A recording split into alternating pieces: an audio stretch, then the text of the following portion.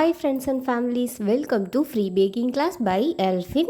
இன்னைக்கு என்ன கிளாஸ் பார்க்க போகிறோம் அப்படின்னா குக்கரில் எப்படி கேக் பண்ணுறது, அதுக்கப்புறமா இந்த குக்கர் இல்லாமல் சாதாரண பாத்திரத்தில் எப்படி கேக் பண்ணுறது அப்படின்னு சொல்லிட்டு தான் இந்த வீடியோவில் எக்ஸ்பிளைன் பண்ண போகிறேன்.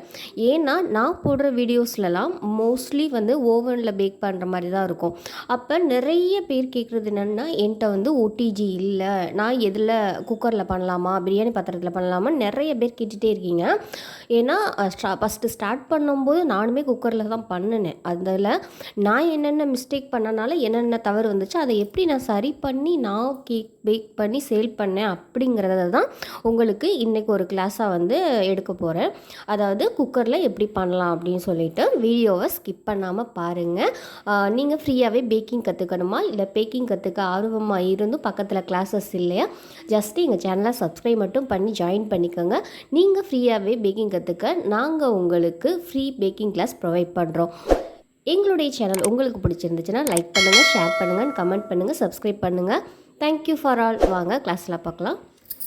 ஃபர்ஸ்ட் நம்ம குக்கரில் பேக் பண்ண போகிறோம் அப்படின்னா, குக்கர் நீங்கள் நான்வெஜ் சமைச்சிருந்தீங்க அப்படின்னா, ஒரு வேளை பிரியாணி அந்த மாதிரி ஏதாவது சமைச்சிருந்தீங்கன்னா அதோட ஸ்மெல்லு லைட்டாக இருக்கும் அந்த குக்கரில். அதனால என்ன பண்ணுறீங்கன்னா, நீங்கள் கேக் பேக் பண்ணுறதுக்கு முன்னாடி இதில் சுடு தண்ணி, அதாவது தண்ணி ஊற்றி கொதிக்க வச்சுட்டு அதை சத்த நேரம் அந்த சுடு தண்ணி அதில் இருந்ததுக்கப்புறம் வாஷ் பண்ணிவிட்டு இது பண்ணிங்கன்னா அந்த ஸ்மெல் உங்களுக்கு போயிடும். இல்லைன்னா நீங்கள் கேக் பேக் பண்ணும்போது அந்த ஃப்ளேவர் அந்த கேக்கில் வரும். ஒரு வேளை பிரியாணி சமைச்சிருந்தீங்கன்னா, இல்லைன்னா மட்டன் சமைச்சிருந்தீங்கன்னா அதோடய ஃப்ளேவர் அப்படியே அந்த பாத்திரத்துக்குள் உள்ளே இருக்கிற மாதிரி இருக்கும். அதனால நல்லா வாஷ் பண்ணிட்டு ஒரு சுடு தண்ணி வச்சு லைட்டாக கொதிக்க விட்டுட்டு அதுக்கப்புறமா நீங்கள் பண்ணிங்கன்னா அந்த ஸ்மெல் வராது, கண்ட்ரோல் ஆகும். நெக்ஸ்ட்டு பார்த்திங்கன்னா, நம்ம குக்கரை ஓப்பன் பண்ணிவிட்டு அடுப்பில் சின்ன பர்னர், பெரிய பர்னர்னு 2 அடுப்பு இருக்கும். அதாவது கொஞ்சம் அதிகமாக எரியிற பர்னரும், இன்னொரு பக்கம் கொஞ்சம் கம்மியாக எரியிற பர்னரும் இருக்கும்ல.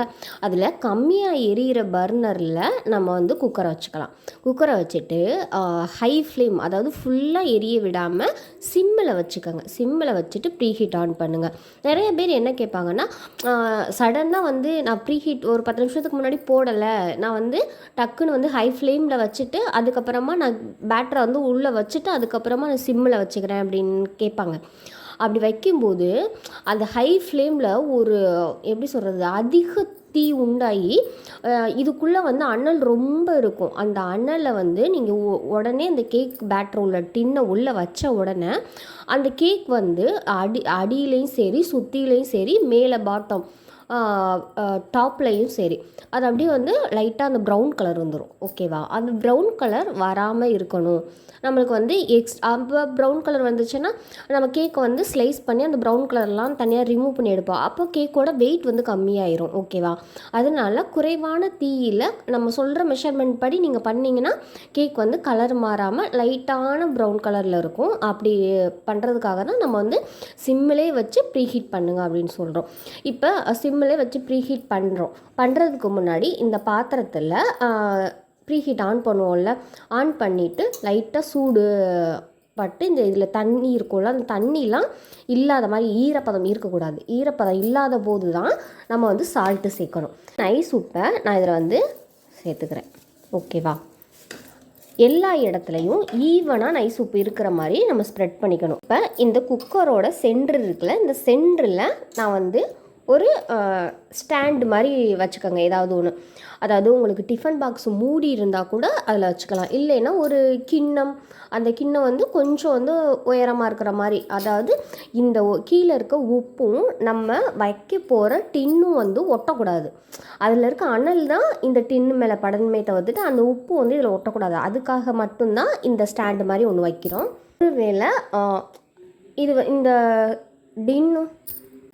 ஒருவேளை இந்த டின்னும் உப்பும் தொடுற மாதிரி இருந்துச்சுன்னா சீக்கிரமே அடியில் கரிஞ்சிரும். அதாவது ரொம்ப டார்க் ப்ரௌன் ஆகிரும். அப்போ கேக்கோட ஃப்ளேவர் அந்த லைட்டாக அந்த கருகின ஸ்மெல் மாதிரி வரும். இப்போ இந்த குக்கரை நம்ம மூடுறதுக்கு முன்னாடி இதுக்குள்ளே ஒரு ரிங்கு இருக்கும். இந்த மாதிரி ஒரு பிளாஸ்டிக் ரிங்கு இருக்கும், பெல்ட் இருக்கும். இதை மாட்டிக்கோங்க. சில பேர் வந்து இது வைக்காமலும் வந்து டைரெக்டாக வெறும் மூடியை மட்டும் மூடுவாங்க. ஆனால் கேக்கு வேகிறதுக்கு இன்னும் கொஞ்சம் டைம் எடுக்கும். ஏன்னா கொஞ்சம் வந்து இந்த ரப்பர் வந்து அந்த அனலை வெளியில் போக விடாமல் உள்ளே தக்க வச்சு கேக்கை வந்து வேக வைக்கிறதுக்கு நம்மளுக்கு ஹெல்ப் பண்ணும். அவ்வளோதான். இப்போ இந்த பெல்ட்டை மாட்டியாச்சு. மாட்டிட்டு நம்ம க்ளோஸ் பண்ணிடலாம். க்ளோஸ் பண்ணிவிட்டு ப்ரீஹீட் ஆன் பண்ணிக்கலாம். மேலே இருக்க விசில் சேர்க்கவே கூடாது.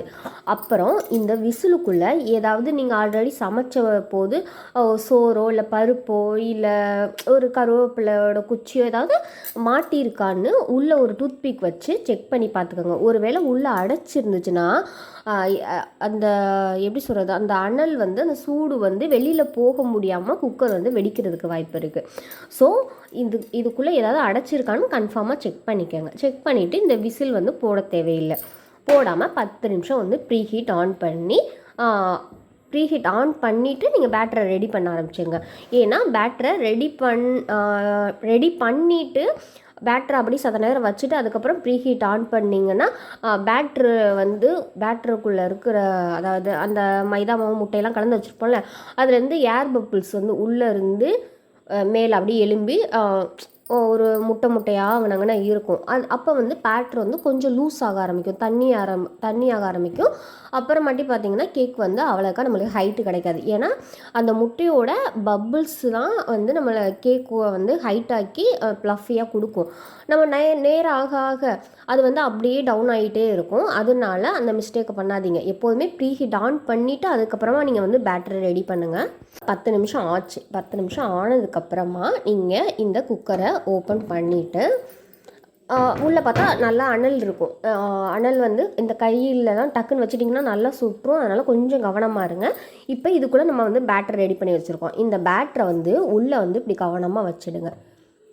சரியா? வச்சுட்டு இந்த நடுவில் இருக்க டின்னும் இந்த இருக்கிற பாத்திரம், அதாவது குக்கர் பாத்திரமும் டச் ஆகக்கூடாது.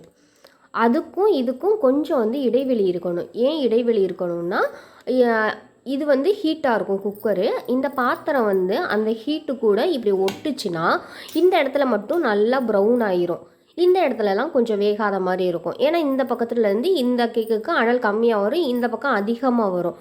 அப்போ என்ன பண்ணணுன்னா சென்டரில் வச்சா தான் ஈவனாக எல்லா இடத்துக்கும் சூடு ஒரே மாதிரி இருக்கும். அதனால தான் சொல்கிறோம், இந்த பேன் வந்து நடுவில் இருக்கான்னு செக் பண்ணிக்கோங்க. அதே மாதிரி ஒரு சைடோ 2 சைடோ அந்த மாதிரி ஒட்டிக்கிட்டு இல்லாமல் இருக்கிற மாதிரி பார்த்துக்கோங்க. ஓகேவா? இப்படி வச்சுட்டு இப்போ வந்து நம்ம க்ளோஸ் பண்ணிடணும். க்ளோஸ் பண்ணிவிட்டு மறுபடியும் ஒரு 1/2 kg நீங்கள் பேக் பண்ணுறீங்கன்னா ஒரு 30 நிமிஷத்துலேருந்து 35 நிமிஷம் வரைக்கும் மேக்ஸிமம் வந்து வேகும். 35 நிமிஷத்துக்கு மேலெலாம் 1/2 kg வந்து வேகாது, அதுக்கு முன்னாடியே வெந்துடும். மாதிரி இப்போ ஒரு 30 நிமிஷத்துக்கு நான் டைமிங் சொல்லியிருக்கேன்னா ஒரு ரெசிபி நான் செஞ்சிட்ருக்கேன். இப்போ வந்து 30 நிமிஷம் நான் வந்து 30 நிமிஷம் கழித்து நீங்கள் ஓப்பன் பண்ணி பாருங்கன்னு சொல்கிறேன். நீங்கள் வந்து 20 நிமிஷத்துலேயே ஓப்பன் பண்ணிட்டீங்க. 20 நிமிஷத்துலேயே நீங்கள் ஓப்பன் பண்ணிட்டீங்கன்னா அந்த ஹீட் வந்து வெளியில் போயிட்டு மறுபடியும் வெளியில் போயிடும்னா அது அந்த குக்கருக்குள்ளே இருக்க அனல் வந்து வெளியில் போயிடும். அப்போ அந்த குக்கரோட அனலை வந்து உள்ளே இருந்து கரெக்டாக வெந்து வந்துச்சுன்னா தான் மேலே ரைஸ் ஆகி உள்ளே வந்து பள்ளம் மாதிரி, அதாவது இந்த இமயமலை மாதிரி இல்லாமல் எப்படி சொல்கிறது, கேக்கு சுற்றிலும் மேடாக இருக்கும், நடுவில் மட்டும் குழி மாதிரி இருக்கும். அப்போ நீங்கள் அடிக்கடி அப்படி ஓப்பன் பண்ணிங்கன்னா அந்த ஹீட் வந்து வெளியில் போனனால அந்த கேக் வந்து உள்ளே அப்படி டவுன் ஆகும். லைட்டாக அப்படி டவுன் ஆயிடுச்சுன்னா அந்த இடத்துல மட்டும் கல் மாதிரி இருக்கும், லைட்டாக களி மாதிரி இருக்கும் அந்த கேக்கோட டெக்ஸ்சர். அதனால் ஒரு 30 நிமிஷம் சொல்லியிருக்கேன்னா ஒரு 28 நிமிஷம் ஒரு 27 அந்த மாதிரி டைமில் கூட நீங்கள் ஓப்பன் பண்ணி பார்க்கலாம். அதுக்காண்டி 20 நிமிஷம் 15 நிமிஷத்துலேயே நீங்கள் ஓப்பன் பண்ணி பார்த்தீங்கன்னா கண்டிப்பாக வந்து கேக் சொதப்பலாயிரும். அதே மாதிரி அனல் வந்து அதாவது தீ வந்து அதிகமாக இருந்துச்சுன்னா கேக் வந்து சொதப்பிடும். அதையும் வந்து கவனிச்சுக்கோங்க. ரெண்டாவது பார்த்தீங்கன்னா இந்த உள்ளே போட்டிருக்கோம்ல உப்பு, சில பேர் சொல்கிறாங்க இந்த உப்போட ஃப்ளேவர் வந்து எனக்கு வருது மேம், அதாவது இந்த நான் கேக் பேக் பண்ணும்போது இந்த உப்பு போட்டிருக்கேன், இந்த உப்போட ஃப்ளேவர் வந்து எனக்கு கேக்கில் தெரியுது அப்படின்னு சொல்கிறாங்க. இப்போ இது வந்து குக்கருங்கிறது நல்லா வெயிட்டாக தான் நம்மளுக்கு கொடுத்துருப்பாங்க. ஓகேவா? வெயிட்டாக கொடுத்துருக்கும் போது இதுக்குள்ளே இந்த ஒரு டின்னு மாதிரி வைக்கிறோம்ல, அது வந்து உங்களுக்கு தேவையில்லாத பாத்திரமாக வைங்க. ஏன்னா அது வந்து இந்த உப்பு மேலே வைக்கும்போது அது வந்து ஒன்றும் அவ்வளோதுக்கு ஆகாது. இருந்தாலுமே லைட்டாக வந்து இந்த சில்வர் பாத்திரம்லாம் வந்து நெருப்பில் பட்டால் ஒரு மாதிரி தீஞ்ச மாதிரி தெரியும். லைட்டாக வந்து கருகுனாப்பில் இருக்கும் பார்க்கும்போது. அந்த மாதிரி வந்துடும். அதனால் இதை வந்து நெக்ஸ்ட் டைம் நீங்கள் எதுக்காவது தேவையில்லை நான் யூஸ் பண்ண மாட்டேன் அப்படின்னு சொல்கிற ஸ்டாண்டை வந்து உள்ளே வச்சுக்கோங்க. சரியா? இப்போ இந்த குக்கர் வந்து வெயிட்டாக இருக்கனால நான் வந்து உப்பு சேர்க்காமல் இந்த ஸ்டாண்டு மட்டும் வைக்கிறேன். அப்போம்போது என்ன ஆகும்னா ஒன்றும் ஆகாது. ஏன்னா இந்த குக்கர் வந்து கனமாக இருக்கிறனால நம்மளுக்கு வந்து அந்த ஹீட்டை வந்து கரெக்டாக கொடுக்கும். இந்த உப்பு சேர்க்குறனால சில பேருக்கு வந்து இந்த பாத்திரம் வந்து அவ்வளோ சீக்கிரத்தில் கருகாமல் அது வந்து அந்த ஹீட்டை வந்து அதை அப்சார்ப் பண்ணிக்கிறோம். ஒரு சில நேரத்தில் நீங்கள் ஒரு பாத்திரத்தை ரொம்ப நேரம் ஹீட் பண்ணிட்டீங்கன்னா அது வந்து லைட்டாக கருப்பாக மாறும்ல, அந்த மாதிரி மிஸ்டேக் எதுவும் வராமல் இருக்கும். அதுக்காக தான் நம்ம உப்பு சேர்க்குறோம். உப்பு வந்து இந்த ஹீட்டை வந்து அப்படியே நம்மளுக்கு தக்க வச்சுக்கிறோம். ரெண்டாவது பார்த்திங்கன்னா, எனக்கு உப்பு சேர்க்குறனால ஃப்ளேவர் வருது மேம் அப்படின்னீங்கன்னா, இது மாதிரி ஒரு ஸ்டாண்டு, அதாவது நீங்கள் யூஸ் பண்ணாத ஒரு தேவையில்லைன்னு நினைக்கிற ஒரு பாத்திரத்தை வச்சுக்கோங்க. உப்பு எதுவுமே போட வேணாம். வெறும் குக்கரில் இந்த மாதிரி ஒரு ஸ்டாண்ட் மட்டும் வச்சுட்டு இந்த மாதிரி நடுவில் பேட்டரை வச்சுட்டு பேக் பண்ணி எடுத்துக்கோங்க. அவ்வளோதான் டிஃப்ரென்ஸு. வேறு எதுவும் இருக்காது. குக்கரில் இவ்வளோ தான் பண்ணணும். இப்படி பண்ணினீங்கனாலே உங்களுக்கு வந்து கரெக்டாக இருக்கும். இல்லை ஒரு 1/2 kg டின்னு வைக்கலாம், இல்லைன்னா 1 kg வைக்கலாம் இந்த குக்கரில். அவ்வளோதான் வைக்க முடியும். அதை விட பெரிய குக்கருங்கிறது அது இருக்கும். அந்தளவுக்கு நம்ம வீட்டில் வந்து யூஸ் பண்ண மாட்டோம். மேக்ஸிமம் இந்த கடைகளில் தான் அந்த மாதிரி பெருசாக யூஸ் பண்ணுவாங்க. அப்போ எனக்கு வந்து ஒரு 1.5 kg ஆர்டர் வருது மேம், 2 kg வருது, அப்போ என்ன பண்ணணும், என்கிட்ட ஓவன் வாங்கலை, நான் ஓவன் வந்து என்கிட்ட இல்லை அப்படின்னு நீங்கள் நினச்சிங்கன்னா, அதுக்கப்புறம் நம்ம பிரியாணி பாத்திரம். இது வந்து பிரியாணி பாத்திரங்கிறது நார்மல் நம்ம சமைக்கிற பாத்திரத்தை விட இது வந்து கொஞ்சம் வெயிட் அதிகமாக இருக்கும். ஓகேவா? ஆனால் இது வந்து அடி கனமாகவும் இருக்கும், எல்லா பக்கமும் நல்லா வெயிட்டாக இருக்கும். சீக்கிரமே வந்து இது கரிஞ்சிராது, அது தீஞ்சு போகும்னு சொல்லுவாங்க. அந்த மாதிரி ஒரு டெக்ஸ்சரில் இருக்காது. இந்த மாதிரி பாத்திரம் வந்து நம்மளுக்கு சைஸுக்கு தக்கன பெருசாகவே கிடைக்கிது இப்போலாம். அந்த மாதிரி வாங்கி வச்சுக்கிட்டிங்கன்னா உங்களுக்கு 1 kg 2 kg பேட்டர் வரைக்கும் உள்ளே வைக்கலாம். இதில் என்ன செஞ்சோமோ, அதாவது குக்கரில் நம்ம என்ன ப்ரொசீஜர் செஞ்சோமோ, அதாவது லைட்டாக சால்ட்டு போட்டுட்டு அது மேலே வந்து ஒரு ஸ்டாண்ட் வச்சுட்டு அதுக்கு மேலே வந்து கேக் பேட்டரை வந்து வச்சுட்டு மேலே வந்து இந்த பிரியாணிக்குன்னு ஒரு மூடி இருக்கும்ல, அந்த மூடியை வந்து வச்சுட்டு லைட்டாக வந்து மேலே வந்து ஒரு வெயிட் வச்சுடுங்க. அதாவது இந்த சின்ன ஆட்டுக்கல்லாம் இருக்குல்ல, நம்ம இந்த இஞ்சி பூண்டுலாம் இடிப்போம்ல, அந்த மாதிரி ஏதாவது ஒரு வெயிட்டை வந்து வச்சிட்டிங்கன்னா அந்த சூடு வந்து அனல் வந்து இந்த பாத்திரத்தோட விளிம்பு வழியாக வெளியில் போகாது. அப்போ நம்மளுக்கு வந்து ப்ராப்பராக குக்காய் கிடைக்கும். அவ்வளோதான், பேசிக் இவ்வளோ தான். நீங்கள் வந்து சிம்மில் வச்சு பேக் பண்ணுறது தான் உங்களுக்கு கரெக்டான ரிசல்ட் கொடுக்கும். ஹை ஃப்ளேமில் வச்சிங்கன்னா சட்டியும் தீஞ்சிரும், கேக்கும் தீஞ்சிரும். அதனால் அதில் வந்து கவனமாக இருங்க. நிறைய பேர் சொல்கிறீங்க ப்ரௌனி வந்து குக்கரில் பேக் பண்ணலாமா, நார்மல் இந்த மாதிரி ஒரு பாத்திரத்தில் பேக் பண்ணலாமா? கண்டிப்பாக பண்ணலாம். ஏன்னா அதிலெல்லாம் பண்ணதுக்கப்புறம் தான் வந்து ஓடிஜியை கண்டுபிடிச்சாங்க. ஏன்னா இதோட ஃபங்க்ஷன் என்னென்னு அவங்க தெரிஞ்சிட்டாங்க. அதே மாதிரி நம்ம ஒரு ஓடிஜியை கண்டுபிடிப்போம், ஓவனை கண்டுபிடிப்போம் தான் கண்டுபிடிச்சது. ஃபஸ்ட்டு ஸ்டார்டிங்கில் இதுவும் தான் இருந்துச்சு. ஓவனுங்கிறது ஃபஸ்ட்டு வந்து மண்ணில் தான் இருந்துச்சு. அதாவது அந்த இது செங்கக்கல்லாம் வச்சு சிமெண்ட் வச்சு இப்படி வந்து மண்ணால் மொழிகி இப்படி ஒரு ஆர்ச் மாதிரி இருக்கும். அதுக்கு கீழே வந்து சர்ஃபேஸ் வந்து மண்ணில் இருக்கும். அதில் வச்சு தான் பேக் பண்ணாங்க. அதை கான்செப்டாக வச்சு தான் ஓடிஜி கண்டுபிடிச்சாங்க. அப்போ அந்த ஓடிஜிலாம் இல்லாத காலங்களில் இந்த மாதிரி பாத்திரத்தை வச்சு தான் பேக் பண்ணாங்க. அதனால் ப்ரௌனிலேருந்து ப்ரெட்டு வரைக்கும் எல்லாமே நம்மளால் இந்த பாத்திரத்துலேயும் இந்த குக்கர்லேயும் பண்ண முடியும். பேக்கிங் பிஸ்னஸ் ஸ்டார்ட் பண்ணுறதுக்கு ஓடிஜி இருந்தால் தான் முடியுமான்னு கேட்டிங்கன்னா இல்லை. ஃபஸ்ட்டு ஸ்டார்டிங்லேயே அகலக்கால் வைக்க வேண்டாம். ஏன்னா ஒரு வேளை பிக்கப் ஆகலைன்னா அது நம்ம வீட்டில் ஒரு 10ஓட 11 செலவாக அது போயிடும். எல்லாத்தையும் இன்வெஸ்ட்மெண்ட் பண்ணிவிட்டு ஒரு 20,000 25,000 ரூபாய்க்கு நீங்கள் எல்லாம் பண்ணிவிட்டு உங்களுக்கு ஆர்டர்ஸ் வரலைன்னா உங்களுக்கு ரொம்ப கவலை ஆயிரும்ல. அதனால தான் சொல்கிறேன், ஃபஸ்ட்டு இருக்கிறத வச்சு ஸ்டார்ட் பண்ணுங்கள். இதுலேயே நான் ரெசிபிஸ் வந்து நிறைய உங்களுக்கு நான் கற்றுக் கொடுக்குறேன். முடிஞ்ச அளவுக்கு கொஞ்சம் இன்ட்ரெஸ்ட்டோடு கற்றுக்கிட்டிங்கன்னா அவங்களுக்கு ஈஸியாக இருக்கும். தேங்க்யூ. இன்றைக்கி இந்த கிளாஸஸ் போடுறேன் அப்படின்னா அதுக்கு ரீசன் இருக்குது. நேற்று வந்து நம்ம ஒரு கிளாஸ் போட்டிருந்தோம். அந்த கிளாஸ்க்கு வந்து நல்ல ரீச் இருக்குது. நிறைய பேர் வந்து ரொம்ப ஆர்வமாக இருக்கீங்க. ஆனால் அவங்க கேட்குறதெல்லாம் என்கிட்ட ஓடிஜி இல்லைன்னு தான் நிறைய பேர் கேட்குறாங்க. ஓடிஜி ஓவன் இல்லை அப்படின்னு கேட்குறாங்க. அவங்களுக்கெல்லாம் இப்போ இந்த பொருள்லாம் நம்ம சொல்லியிருக்கோம்ல, இந்த பொருள் கூட நெக்ஸ்ட் எப்படி பேக் பண்ணுறது, பேட்டரை ரெடி பண்ணதுக்கப்புறம் நான் குக்கரில் பண்ணுறதா நல்லது, சட்டியில் பண்ணுறது தான் நல்லது அப்படி சொல்ல முடியாதுல்ல. ஃபஸ்ட்டே நான் சொல்லிட்டேன்னா நீங்கள் வந்து ப்ராப்பராக வந்து ஃபிக்ஸ் பண்ணிப்பீங்க. அந்த ஒரு ரீசன்னால தான்.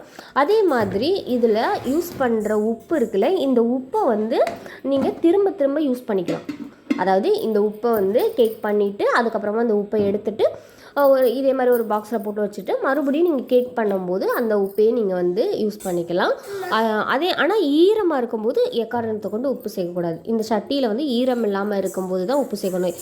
ஈரமாக இருக்கிற இடத்துல உப்பு சேர்த்து அது தண்ணியும் உப்பும் கரைஞ்சி அந்த இடத்துல உப்பு கரை மாதிரி ஆயிரும். அதனால் அதை கவனமாக பார்த்துக்கங்க. போதுமான அளவுக்கு இந்த குக்கரில் எப்படி பேக் பண்ணுறது, பிரியாணி பாத்திரத்தில் எப்படி பேக் பண்ணுறதுன்னு சொல்லிவிட்டு ஓரளவுக்கு பிகினர்ஸாக இருக்க எல்லாருக்கும் தெரிகிற அளவுக்கு நான் எக்ஸ்பிளைன் பண்ணியிருக்கேன். இல்லை இன்னமும் எனக்கு வந்து ஒரு சில டவுட் இருக்குன்னா நீங்கள் கண்டிப்பாக கமெண்ட் பாக்ஸில் கேளுங்க. நீங்கள் கமெண்ட் பாக்ஸில் கேட்குறத வச்சு நான் வீடியோ போடும்போது அது ரிலேட்டடாக நான் வந்து பதில் சொல்லுவேன். அப்படி இல்லைன்னா உங்களுக்கு வந்து ஒரு பதிலே வீடியோவாக மேக் பண்ணி நான் போடுறேன். அதனால் எந்த ஒரு கமெண்டாக இருந்தாலும் எந்த ஒரு சந்தேகமாக இருந்தாலும் கமெண்ட் பண்ணுங்கள். கண்டிப்பாக நான் ரிப்ளை பண்ணுவேன். Thank you for all. நீங்கள் வந்து சீக்கிரமே ஒரு பெஸ்ட்டு ஹோம் பேக்கர் ஆகிறதுக்கு என்னுடைய வாழ்த்துக்கள். எங்களுடைய சேனல் உங்களுக்கு பிடிச்சிருந்துச்சுன்னா லைக் பண்ணுங்கள், ஷேர் பண்ணுங்கள், கமெண்ட் பண்ணுங்கள், சப்ஸ்கிரைப் பண்ணுங்கள். பக்கத்தில் இருக்க பெல் ஐக்கானை கிளிக் பண்ணி எங்கள் சேனலில் ஜாயின் பண்ணிக்கோங்க. உங்களுக்கு இந்த கிளாஸஸ் வந்து உதவலாட்டியும் உங்களை மாதிரி வேறு யாராவது ஆர்வமாக இருக்கிறவங்களுக்கு நீங்கள் வந்து ஷேர் பண்ணுங்கள். Thank you for all.